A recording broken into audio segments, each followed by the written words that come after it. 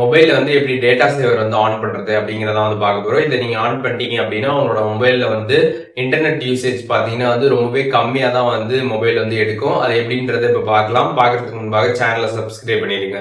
வீடியோக்குள்ள போகலாம். மொபைலில் இருக்கக்கூடிய செட்டிங்ஸ் ஆப் வந்து ஓப்பன் பண்ணிடுங்க. ஓப்பன் பண்ணிட்டு அதில் டேட்டா அப்படின்னு சர்ச் பண்ணிங்கனாலே டேட்டா சேவிங் ஆப்ஷன் பார்த்தீங்கன்னா வந்து வரும். அந்த ஆப்ஷனை கிளிக் பண்ணிடுங்க. அதை கிளிக் பண்ணிட்டு டேட்டா சேவிங் கொடுத்துருப்பாங்க. அதை கிளிக் பண்ணி ஆன் பண்ணிடுங்க. ஆன் பண்ணதுமே கீழே டேன் ஆன் இருக்கும். டேன் ஆன் வந்து கிளிக் பண்ணிடுங்க.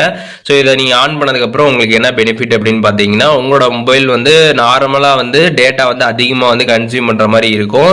இப்போ இந்த டேட்டா சேவிங்கை நீங்கள் ஆன் பண்ணிட்டீங்க அப்படின்னா உங்களுக்கு ரொம்பவே கம்மியாக பார்த்தீங்கன்னா வந்து டேட்டா வந்து கன்சியூம் பண்ணும். அதை நீங்கள் வந்து நோட் பண்ண முடியும்.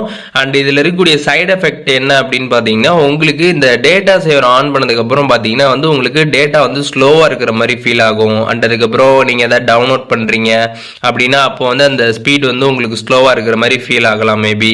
அண்ட் அதுக்கப்புறம் பாத்தீங்கன்னா வந்து ஆப்ல இருந்து வரக்கூடிய நோட்டிபிகேஷன்ஸ் எல்லாம் பாத்தீங்கன்னா வந்து உங்களுக்கு ஸ்லோவா வந்து வர வாய்ப்பு இருக்குது. ஸோ இந்த மாதிரி சின்ன சின்ன விஷயங்கள்லாம் வந்து நடக்கும். அண்ட் மெயினா பாத்தீங்கன்னா இந்த மாதிரி டேட்டா சேவர் ஆன்ல இருக்கிறப்ப நீங்க வந்து ஹாட்ஸ்பாட்லாம் வந்து யூஸ் பண்ண முடியாது. ஹாட்ஸ்பாட் நீங்க வந்து ஆன் பண்ணி யூஸ் பண்றன்னு நினைக்கிறீங்க அப்படின்னா அப்போ வந்து இந்த டேட்டா சேவர் ஆஃப் பண்ணிட்டு தான் நீங்க வந்து யூஸ் பண்ற மாதிரி இருக்கும். ஸோ இதுல இருக்கக்கூடிய இந்த சைடு எஃபெக்ட்ஸ்லாம் இதுதான். இதையும் நீங்க வந்து தெரிஞ்சுக்கணும்.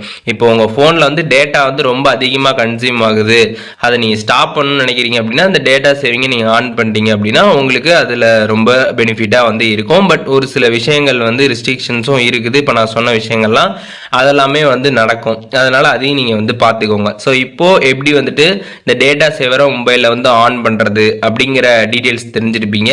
இதில் எதுவும் டவுட் இருந்துச்சு அப்படின்னா கமெண்ட்ஸ்ல மென்ஷன் பண்ணுங்க. நான் எல்லாருக்குமே ரிப்ளை பண்றேன்.